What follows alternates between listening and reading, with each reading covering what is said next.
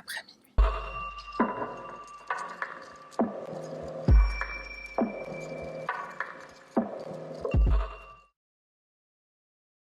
Salutations mon cher panda, moi c'est Sahara, bienvenue sur ma chaîne et on y va sans plus tarder.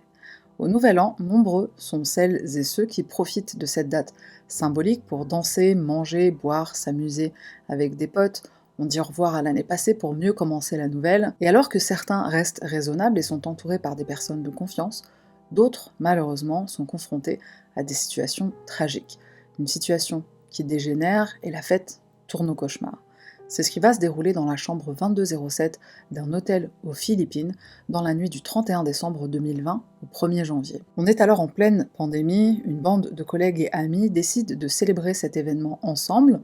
Au programme, jeux, challenges, danse TikTok et beaucoup d'alcool. Ce groupe compte 11 hommes et une femme et l'une de ces personnes ne survivra pas à cette soirée mortelle. Pour cette affaire, je t'emmène dans ma valise pour un voyage mouvementé aux Philippines. Cet archipel se trouve dans le sud-est de l'Asie, entre la Chine et l'Indonésie, tout proche de l'île de Bornéo. Sa capitale, Manille, une mégalopole très animée et très peuplée. La langue nationale est le tagalog, une langue parlée par près de 90 millions de personnes dans cette région du monde. Puisque l'espagnol a été la première langue officielle des Philippines, ancienne colonie espagnole, il n'est pas rare de croiser des Philippins ou Philippines, on dit comme ça je crois, avec des noms à consonance hispanique. Le passé de ce pays a laissé son empreinte même si les nouvelles générations arrivent à s'en défaire. Le pays prend son indépendance le 12 juin 1899 à la suite de la guerre hispano-américaine. Don Emilio Aguinaldo sera le tout premier président de la République de cette nation libre. Aujourd'hui, la corruption aux Philippines affiche un indice de 67 points sur 100 en 2022, et à titre de comparaison, la France obtient 28 et le Danemark seulement 10. Et si je te dis tout ça, c'est parce que la politique aux Philippines connaît de nombreux scandales, ça va parfois jusqu'au meurtre, règlement de compte mafieux, le pays connaît de graves problèmes liés à la criminalité, au trafic d'êtres humains, réseaux criminels en bande organisée, etc. La place de la femme dans la société y est assez contrastée, elles peuvent occuper des postes à haute responsabilité, mais bien sûr elles sont toujours victimes de violence, même si cette tendance s'améliore depuis quelques années. Et d'ailleurs, la femme qui va nous intéresser dans cette affaire s'appelle Christine da Serra, elle est hôtesse de l'air pour la compagnie Philippine Airlines. Christine Angelica da Serra, surnommée Lika ou Ika, voit le jour le 13 avril 1997 à General Santos aux Philippines. Ses parents John Nestor da Serra et Sharon Rose Faba l'élèvent à San Isidro, un barangay situé à Parañaque. Alors en gros, un barangay, c'est un quartier placé sous la responsabilité d'un capitaine de village, un élu local, c'est une toute petite municipalité. Christine a 3 sœurs, Monica, Chloé et JJ. Les proches de Christine la décrivent comme une très belle jeune femme, et en effet elle est belle, ce qui lui permet de participer à plusieurs concours de beauté dans la région du Mindanao. Christine obtient son diplôme avec les honneurs à l'Université des Philippines dans la même région et elle commence à travailler dans le secteur aéronautique en 2019. Elle devient hôtesse de l'air, membre d'équipage de la compagnie Philippine Airlines. D'une compagnie aérienne à l'autre, les critères de sélection peuvent être différents. Aux Philippines, avoir le teint parfait même sans maquillage est un gros avantage, enfin, c'est même presque obligatoire. Pour les Émirats, il faut être mince, n'avoir aucune cicatrice. Alors heureusement, toutes les compagnies aériennes ne fonctionnent pas de la même façon. Au Royaume-Uni, par exemple, on peut avoir des formes, des cicatrices, des tatouages, n'importe quel teint de peau. Le Royaume-Uni est très inclusif. Je le sais, j'ai bossé là-bas en tant qu'hôtesse de l'air justement. Revenons donc à Christine qui, par chance, n'est pas concernée par d'éventuels défauts physiques, elle correspond en tout point aux standards de beauté de son pays et même à l'international. Christine aime son métier, elle s'entend très bien avec ses collègues, c'est une fêtarde qui adore se filmer et poster tout ça sur les réseaux sociaux. D'ailleurs, sur ces réseaux sociaux, on voit à quel point elle est fière de travailler dans ce domaine, elle se filme fréquemment avec ses collègues qui sont ses meilleurs amis, dont Romel Galido. Ils semblent très complices et très proches l'un de l'autre. Romel naît le 19 novembre 1991, lycéen à l'école catholique Saint-Rosé, il fait ses études supérieures à l'université de Saint-Augustin. C'est un bon élève qui a le même profil que Christine. Homosexuel assumé, il est ami avec Valentine Rosales, dont le nom de l'essence est Alain Chen. Romel est aussi ami avec Gregorio de Guzman. Ce dernier est le fils d'une célèbre chanteuse philippine, Claire de la Fuente. Avec John Reyes de la Serna, on a ce groupe d'amis qui travaillent ensemble, qui se fréquentent en dehors du travail, ils sont tous ouvertement gays, sauf Christine. Si je précise l'orientation sexuelle de ce groupe de personnes, c'est bien sûr parce que ça aura toute son importance plus tard. À la fin de l'année 2020, année gravée dans l'histoire, Christine rejoint John et d'autres hommes pour une soirée à l'hôtel City Garden à Poblacion, dans la ville de Makati. John s'occupe du check-in à 11h le matin du 31 décembre 2020. Christine arrive vers midi et d'autres amis se joignent à eux par la suite. Les autres invités sont Clark Jezil Rapinan, Ray Ingres, Louise de Lima, Jamir Kwanan, Edouard Madrid et enfin Marc-Anthony Rosales. Marc-Anthony n'est pas le frère de Valentine, même s'ils ont le même nom de famille. Valentine Rosales est un pseudonyme. Des boissons, des jeux, 2 chambres d'hôtel louées pour tout le monde. Dans telles conditions, on se dit que ce genre de soirée est plutôt safe, pas de risque de se faire agresser par des personnes ivres ou dangereuses dans la rue, chose qui peut tout à fait arriver, surtout pendant les fêtes, où certains justifient leurs conneries par des excès. Christine et ses amis sont dans un hôtel, au moindre problème ils peuvent prévenir la réception, qui gère les besoins de ses clients, mais la soirée ne va pas se passer comme prévu, loin de là. Peu avant l'heure fatidique, c'est-à-dire minuit, Christine appelle sa mère Sharon. Au 22e étage de l'hôtel, le groupe se dispatche en 2 chambres, la chambre 2207, celle où se trouve Christine, et la chambre 2209. Il est 22h, notre groupe d'amis commence un jeu de boisson, un jeu assez risqué, le binge drinking. Le principe est assez simple, on consomme beaucoup d'alcool et très rapidement. Rommel remarque que Christine enchaîne la tequila, le rhum et le coca. Tequila et rhum, déjà des alcools très forts, et au cas où tu ne le sais pas, les bulles facilitent l'ivresse. C'est pour ça que le champagne, c'est souvent traître. Après le décompte, 3, 2, 1, bonne année, Christine s'amuse comme une folle. Et là, tu vas comprendre pourquoi cette affaire est passionnante et particulièrement bien documentée. L'hôtel dispose d'un système de caméras de surveillance. Elles sont installées dans les couloirs du City Garden. L'angle de certaines des caméras nous permet d'assister à l'évolution de la soirée et aux allers-retours entre les 2 chambres de notre groupe d'amis, chambres qui sont proches l'une de l'autre. On peut suivre à la minute près où est chaque individu et à quelle heure. Le directeur de l'hôtel, John Paul Halili, va rejoindre le groupe pour assister à la fête vers 1h45 du matin. À 2h52, Christine embrasse Vanessa / Alain. Elle l'embrasse sur les lèvres, c'est elle qui prend l'initiative. Alain ne lui rend pas ce baiser, il la retient, il l'aide à se tenir debout parce qu'elle perd l'équilibre. Au cours de la soirée, Christina jongle entre la chambre 2207 et 2209 tout en discutant avec des hommes, les personnes qui sont participantes à la soirée. En visionnant les images, on comprend clairement que Christine est ivre entre 22h et 4h du matin, toujours en observant le langage corporel de certaines personnes qui entourent Christine, on comprend qu'ils essaient de la stabiliser, de l'empêcher de tomber, ils l'aident à tenir debout, quoi. Mais d'autres ne le font pas, ils ne sont pas si proches de la jeune femme. À 3h22, une caméra montre Christine en train d'échanger avec un homme près de la chambre 2209, et enfin à 4h13 du matin, John marche dans le couloir, il porte Christine. Christine ensuite ouvre la porte de sa propre chambre, donc la 2207. On pourrait supposer qu'elle est consentante, mais une personne sous l'emprise de substances, que ce soit drogue ou alcool, ne peut clairement pas consentir. Complètement sous les effets d'une surconsommation d'alcool, Christine est dans les bras de son amie, elle aura parcouru ce couloir plusieurs fois, elle vomit même dans l'autre chambre, c'est sans doute pour cette raison qu'elle est souvent ramenée dans sa chambre à elle.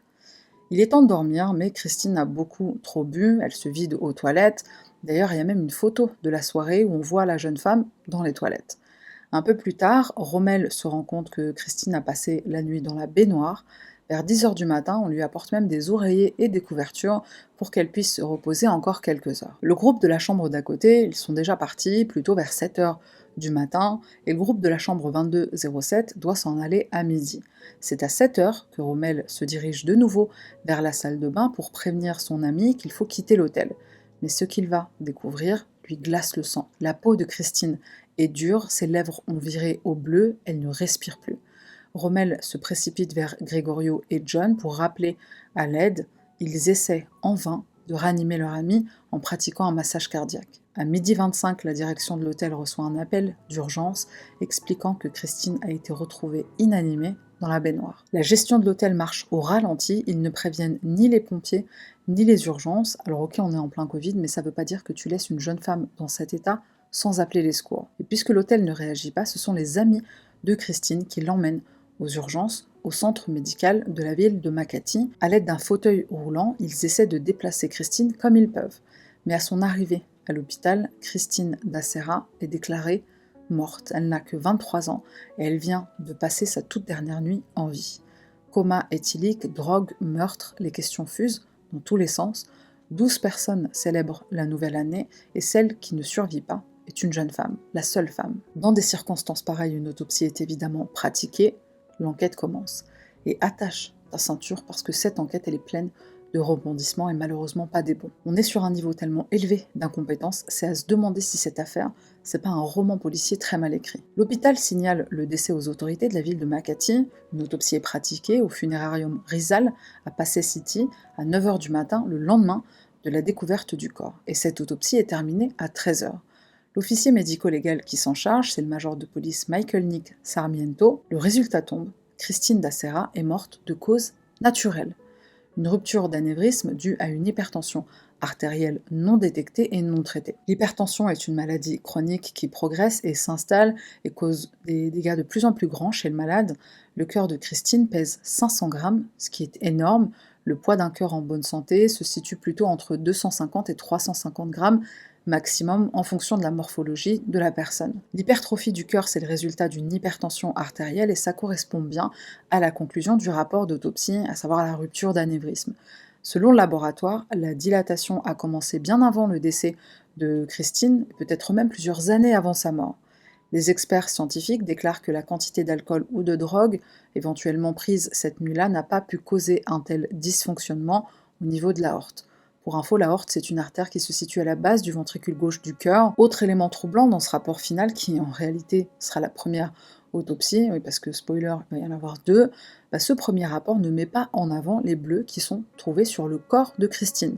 Bleus qu'on retrouve sur plusieurs zones, sa main droite, sa cuisse gauche, ses genoux, ses chevilles et aussi sur son pied droit. En gros, tout son côté droit. Ces ecchymoses pourraient correspondre à des lésions ou des blessures qu'on se fait en tombant ou en se cognant quand on a trop bu, mais ça peut aussi être des blessures causées par quelqu'un. Une telle affaire éveille forcément des soupçons fondés. Christine est la seule femme en compagnie de 11 hommes. Au cours de l'autopsie, un examen génital est aussi effectué. Il vise à vérifier principalement si Christine n'a pas été violée ou blessée. Conclusion, l'expert remarque des lacérations profondes, cicatrisées et des abrasions. Sur ce dernier point, pas plus de détails malheureusement. Il est fort possible que Christine ait eu des rapports sexuels consentis peu de temps avant sa mort. Quoi qu'il en soit, l'examen génital ne donne rien de suspect, le corps de Christine ne ressemble pas à celui d'une victime de viol, et là on va parler thanatopraxie. Je te préviens, ça va t'énerver. La thanatopraxie, c'est l'art du maquillage post-mortem. C'est des soins de conservation qu'on pratique dans de nombreux pays à travers le monde. Certaines religions l'interdisent, mais dans certains impératifs sanitaires, dans le cadre de rapatriement à l'étranger, certaines ambassades exigent que les soins soient effectués. Alors en quoi ça consiste ? Pour la faire très simple, et c'est important pour comprendre cette affaire, le corps est rempli de vaisseaux sanguins, de veines qui transportent le sang est propulsé par le cœur, et quand on meurt, les organes cessent de fonctionner petit à petit. Donc le thanatopracteur, le maquilleur post-mortem, va devoir vider le sang du défunt grâce à une grosse aiguille insérée dans le diaphragme. On remplace tout ce sang par un liquide formolé. Tu vois les bocaux qui renferment des animaux et qui les préservent ? C'est ça. La thanato a pour but de ralentir le processus naturel du corps après la mort. En gros, ça stoppe la thanatomorphose, c'est-à-dire la décomposition. Une fois que le sang a été remplacé, d'autres gestes importants sont effectués. Pour bomber les yeux, on va placer par exemple des lentilles pour leur donner une belle forme.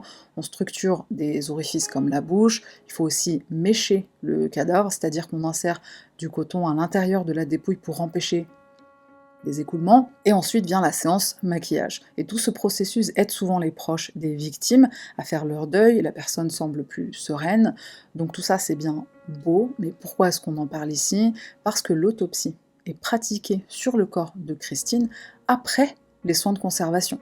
Le rapport d'autopsie est complètement faussé, les produits chimiques injectés modifient la couleur de la peau et surtout affectent totalement les fluides corporels recueillis sur la dépouille de la victime. Cette erreur est monumentale et elle remet en cause l'intégralité de l'examen. Et pourtant, ça va déranger personne. Enfin, personne, sauf les parents de Christine, qui n'ont même pas donné leur accord pour les soins de conservation. Le prétexte des autorités, ils supposent que la victime était en isolement et donc potentiellement atteinte du Covid. Et je précise au passage qu'aucun test PCR ou autre dépistage n'a été effectué sur Christine. Au cas où tu ne le sais pas, pendant la pandémie, les soins de conservation ont été interdits en France notamment, pendant une certaine période, et c'était pour empêcher la propagation du Covid et protéger le personnel des pompes funèbres. Et comme si cette erreur monumentale de l'autopsie ne suffisait pas, le corps de Christine va être déplacé depuis l'hôpital jusqu'à un funérarium au lieu d'être emmené dans un institut médico-légal. Alors, encore une fois, est-ce que c'est un protocole qui n'a pas été respecté à cause des mesures exceptionnelles liées au Covid ? Je ne sais pas. Par contre, ce que je sais, c'est qu'il y a un protocole sanitaire à ce sujet aux Philippines, la loi New Normal. C'est une loi qui permet d'éviter l'autopsie si l'enquête ou la famille décide d'entamer une poursuite judiciaire. Le cadavre est d'abord embaumé et l'autopsie est effectuée 5 heures après. Mais dans ce cas, je le rappelle, la famille n'a rien demandé. Il aurait fallu faire une autopsie d'abord et ensuite les soins de conservation. Et là, plot twist de malade. Pour les survivants, de la soirée maudite en tout cas, la police déclare que Christine D'Acera a été victime d'un viol puis d'un meurtre. Des traces de sperme auraient été retrouvées au niveau de ses parties génitales, pourtant le rapport de l'expert médico-légal affirme au contraire que le corps était intact. Le légiste qui contredit la police, c'est à n'y rien comprendre. Que ce soit sur les réseaux sociaux, Reddit, Facebook ou autres, on peut lire des réactions extrêmement choquantes vis-à-vis du comportement de Christine, la victime, comportement qu'on observe sur les caméras de surveillance de l'hôtel. Par exemple, un commentaire qui blâmait, à part la défunte hôtesse de l'air. À moins qu'il ne soit prouvé qu'elle a été forcée de prendre des substances, on peut supposer qu'elle s'est droguée de sa propre initiative. Voilà, fin de citation. Donc, d'après cette personne, la victime est à 100% fautive et responsable de sa propre mort. Pourtant, selon le rapport d'autopsie, elle est morte d'une rupture d'anévrisme, considérée comme cause naturelle. Pour information, il est tout à fait possible de souffrir d'hypertension artérielle sans le savoir, les symptômes sont silencieux. Je le sais parce que j'en souffre aussi. J'ai jamais eu aucun symptôme de ma vie et c'est pendant une simple visite médicale pour, je crois, un rhume ou une connerie comme ça, que le médecin m'a dit wesh, ton cœur, qu'est-ce qui se passe? Enfin, il me l'a pas dit comme ça, mais presque. Et fun fact, c'est d'ailleurs la raison pour laquelle, à chaque fois que tu vas chez le médecin, normalement ils sont censés faire ça, à chaque fois que tu vas chez le médecin, il est censé prendre ta tension, même si t'as une maladie qui n'a rien à voir avec le cœur ou avec ta tension artérielle. Voilà, fun fact que je voulais partager. Donc tension artérielle, c'est quelque chose qu'il faut surveiller, surtout si, comme moi, tu as un historique familial des deux côtés. Les symptômes de l'hypertension et ceux d'une surconsommation d'alcool, c'est à peu près pareil, maux de tête, fatigue, nervosité, insomnie. Il faut savoir que quand tu es hôtesse de l'air, tu dois passer un examen médical à ton arrivée, à ton intégration au sein de la compagnie pour vérifier que ta santé permet que tu puisses voler. En général, tu repasses un examen par an au cours de ta carrière, mais encore une fois, l'hypertension, j'en souffrais déjà quand j'étais hôtesse de l'air, mais c'était très léger. Dans mon cas, c'est monté très récemment d'un seul coup. Et pour Christine qui commence à travailler pour Philippine Airlines en 2019, il y a deux possibilités. Soit en 2019, elle n'en souffrait pas encore, soit, tout comme moi, c'était assez léger pour qu'elle passe son examen médical, et ça s'est aggravé par la suite. L'hypertension monte naturellement pour tout le monde avec l'âge. Plus tu souffles des bougies, plus ton corps palpite. C'est ce qui explique que l'hypertension de Christine n'a pas été diagnostiquée avant sa mort. Au cours de cette enquête pour la mort suspicieuse de Christine, ce qui perturbe tout le monde, c'est le manque de clarté au sein même des enquêteurs. Le chef de la police, Debold Sinas, déclare le 6 janvier qu'il est prêt à chasser les suspects liés à la mort de Christine D'Acera. C'est un avertissement, dit-il, rendez-vous dans les 72 prochaines heures où nous vous traquerons en utilisant la force si nécessaire.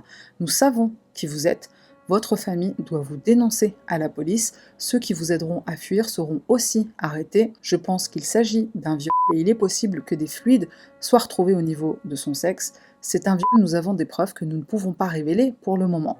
Fin de la déclaration du chef de la police qui clairement est vénère. Un peu plus tôt, soit le 4 janvier, la police publie une déclaration officielle affirmant avoir résolu la mort de la jeune hôtesse de l'air. Elle a été violée et assassinée, donc... D'ailleurs, la police précise aussi qu'ils ont arrêté 3 suspects, les 9 autres étant en fuite. Même le colonel Harold Depositar, chef de la police de la ville de Makati, déclare que les ecchymoses retrouvées sur le corps de Christine prouvent qu'il s'agit bien d'une agression sexuelle. Même bourrée, elle a essayé de lutter. Nous sommes le 6 janvier, le brigadier général Hildebrandi Ossana affirme que l'affaire n'est pas close. La police est en attente d'un mandat d'arrêt à l'encontre de certains suspects, et au final, 3 hommes seront officiellement identifiés comme suspects. John, Rommel et même John Paul Halili, le directeur de l'hôtel. Une plainte pour viol et homicide est déposée auprès du bureau du procureur de la ville de Makati. Le même jour, la dépouille de Christine est transportée pour un service funèbre en comité restreint. Au même moment, le procureur ordonne la libération des 3 individus arrêtés. La police doit procéder à des analyses toxicologiques, des examens ADN et un rapport histopathologique. C'est l'étude des tissus prélevés lors d'une biopsie. Les 3 hommes ne sont pas les seuls concernés, les autres suspects doivent aussi être interrogés. Dans la journée du 7 janvier, le corps de Christine est transporté vers sa ville natale, à General Santos, pour la cérémonie d'enterrement. John, Clark, Rommel et Valentina/Alain démentent toutes les allégations de la police au sujet du viol. Dès le lendemain, le chef du NCRPO, National Capital Region Police Officer, Vicente Danao Jr., admet ouvertement que les échantillons prélevés sur le corps de la victime sont probablement contaminés à cause des produits injectés dans le corps de Christine, produits qui sont les soins de conservation. Bravo le légiste. Quelques jours plus tard, un des experts scientifiques révèle qu'un échantillon d'urine a été extrait du corps de Christine, et ça va grandement aider dans le cadre de l'enquête. Les proches de Christine sont évidemment choqués par ce qui est en train de se passer. Ils peuvent donner leur version des faits, dit Sharon, sa mère, mais nous défendrons ceux que nous avons en main, car Christine ne peut pas se défendre. Ma fille est partie et c'est tout, ils sont innocents. C'est douloureux. Si nous permettons ce qui est arrivé à Christine sans apporter de clarté et de justice à ceux qui ont fait ça, ils récidiveront.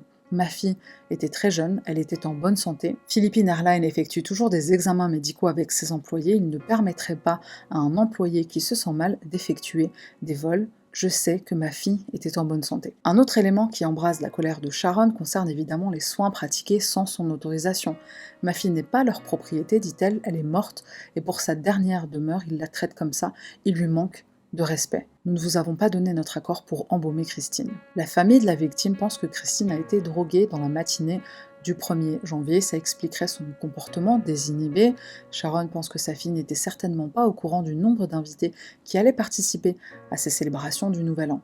La plainte déposée par les parents de Christine, José, Nestor et Sharon inclut ce passage. Écoute bien. En tant qu'examinateur médico-légal expérimenté depuis de nombreuses années avec des opérations sur les lieux du crime, le bon sens élémentaire exige qu'un examen médico-légal soit d'abord effectué sur un cadavre avant qu'il ne soit embaumé. Le légiste reconnaîtra ses erreurs pendant une conférence de presse. C'est juste un petit peu trop tard en fait. La famille rejette le rapport d'autopsie et l'avocat de la famille d'Acera, Roger Reyes, affirme qu'il nie fermement les conclusions du rapport du médecin légiste Joseph Palermo, rapport qui date du 11 janvier. Christine a été inhumée au Forest Lake Memorial Park à General Santos le 10 janvier. L'examen qui se présente comme une autopsie a été pratiqué sur des échantillons. Impossible donc d'examiner d'autres zones du corps. Le corps est déjà enterré. Et aucune exhumation n'est envisagée. L'exhumation, c'est le fait de déterrer ou de sortir un cercueil de sa sépulture. La famille d'Acera s'indigne et pointe du doigt les nombreux coups et blessures qu'on observe sur le corps de Christine. Selon eux, il est évident que Christine a été droguée à son insu, abusée et assassinée. Roger Reyes, l'avocat de la famille, ajoute que l'enquête et la procédure sont des tentatives de cacher la vraie cause de la mort. Ce pays connaît pas mal de corruption, donc c'est ce que je disais un peu plus tôt. Pour trancher sur cette histoire, c'est le procureur général Benedicto Malcontento qui est en charge. D'après lui, le manque de preuves formelles ne permet pas de déterminer à 100% si Christine a été victime de viol et ou d'assassinat. L'hôtel City Garden et son gérant sont bien sûr très critiqués, déjà parce qu'on est en plein Covid et que les règles de distanciation sociale et sanitaire ne sont pas respectées du tout. Il suffit de voir les images de vidéosurveillance. Le ministère du Tourisme va même émettre un ordre de justification auprès de l'établissement. Cet hôtel continuait d'accueillir des clients, pourtant il a été désigné comme un établissement de quarantaine. Donc faut donner des explications au ministère du Tourisme, c'est quoi ce délire? Gregorio, un des hommes qui a participé à la soirée, nie fermement les spéculations à son encontre. C'est absurde, dit-il, sa principale défense, je suis un homosexuel et je n'ai jamais eu de relation avec une femme. Alors cette excuse, c'est ce qu'elle est, une excuse. Le viol n'est pas un rapport sexuel normal, c'est un acte criminel. Que tu sois homosexuel ou pas, c'est pas ça qui t'empêche de commettre ce crime. Et à ce sujet, j'ai une petite anecdote de mon passé d'hôtesse de l'air, je te raconte ça en fin de vidéo. Au 11 janvier 2021, 8 des 11 personnes concernées sont représentées par des avocats pour donner leur version des faits. Le directeur adjoint du NBI, Ferdinand Lavigne, déclare que la police a découvert des pistes encourageantes et des preuves, ce qui permettra de déterminer si la première autopsie est valable ou non. Au passage, le NBI, ou NBI, c'est un peu l'équivalent du FBI aux États-Unis. Puisque les Philippines, c'est un pays où, comme beaucoup, la drogue est interdite, illégale, on comprendra pourquoi l'avocat des suspects affirme que c'est la police qui a fait pression sur eux pour dire que de la drogue a été consommée pendant la fête. Pourtant, les examens toxicologiques démontrent qu'ils sont tous clean. Ils ont bu, certes, mais ils n'ont pas consommé de drogue.